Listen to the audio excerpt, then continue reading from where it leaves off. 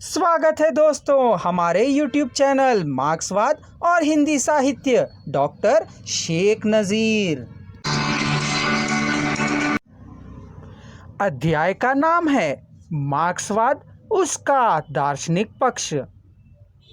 सर्वप्रथम हम इतिहास पर चर्चा करेंगे।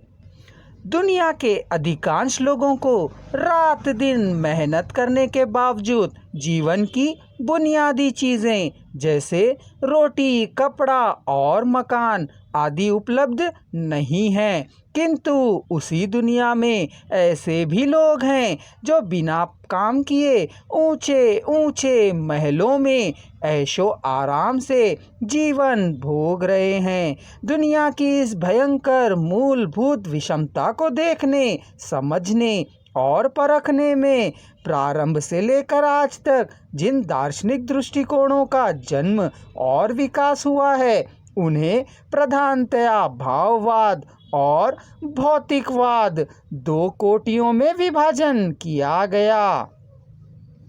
यहाँ पर भाववाद और भौतिकवाद की चर्चा करना इसलिए आवश्यक है कि मार्क्सवादी दर्शन वस्तुतः एक भौतिकवादी दर्शन, जिसे मटेरियलिस्टिक फिलॉसफी है, जो भाववादी दर्शन की आध्यात्मिक भावना का विरोध करते हुए भाववादी विचारक हेगल की द्वंद्वात्मक पद्धति को भौतिकवादी दृष्टि से स्वीकार किया है।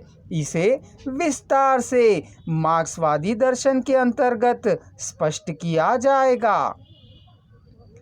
भाववाद वह दर्शन है जो मन, चेतना तथा आत्मा की सत्ता को ही प्रमुख मानती है, जबकि भौतिकवाद इसके विपरीत पदार्थ, भूत या प्रकृति को ही महत्व देता है। इससे यह बात स्पष्ट होती है कि भाववादी चिंतक प्रकृति के विपरीत आत्मा या ईश्वर को ही प्राथमिकता देता है, जबकि भौतिकवादी आत्मा के ही विरोध प्रकृति को ही मान्यता देता है। यही भाववादी और भौतिकवादी मटेरियलिस्टिक एवं आइडियोलॉजिस्टिक दार्शनिक दृष्टियों का मूल अंतर है। मार्क्सवादी विचारक मॉरिस कॉनफोर्थ इस अंतर को इन शब्दों में स्पष्ट करते हैं। सारे मानवीय चिंतन के इतिहास में भाववाद और भौतिकवाद का लगातार संघर्ष होता रहा है।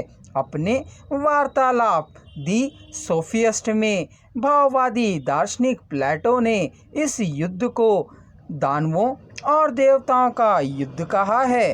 दानवों अर्थात भौतिकवादियों को वह भयानक प्राणी कहता है, क्योंकि वे सभी चीज़ों को स्वर्ग से नीचे घसीट लाते हैं, अदृश्य से पृथ्वी पर ले जाते हैं, और ऐसा लगता है कि वे चट्टानों और बलूत के वृक्षों को पकड़ने की आदत कर चुके हैं। उनको वे पकड़कर बैठ जाते हैं और बड़ी हठधर्मिता से यह मानते चलते आते हैं कि जिन चीज़ों को छुआ और पकड़ा जा सकता है, सिर्फ उन्हीं चीज़ों का अस्तित्व है।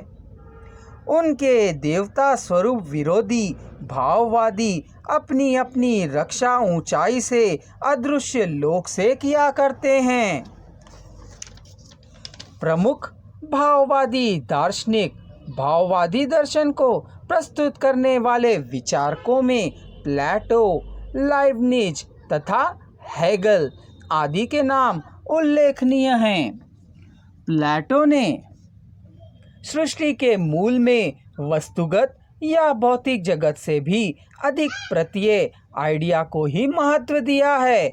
उनका कहना है कि भौतिक जगत प्रत्यय जगत का ही प्रतिरूप है। बुद्धि को एक शाश्वत सत्य के रूप में स्वीकार करते हुए उन्होंने यह निष्कर्ष निकाला कि प्रत्येक मानव अपनी बुद्धि से ही ज्ञान को प्राप्त करता है, अनुभवों से नहीं। प्लेटो की इस धारणा से यह बात स्पष्ट होती है कि उन्होंने भौतिक जगत से परे प्रत्यय को ही अधिक महत्व दिया है।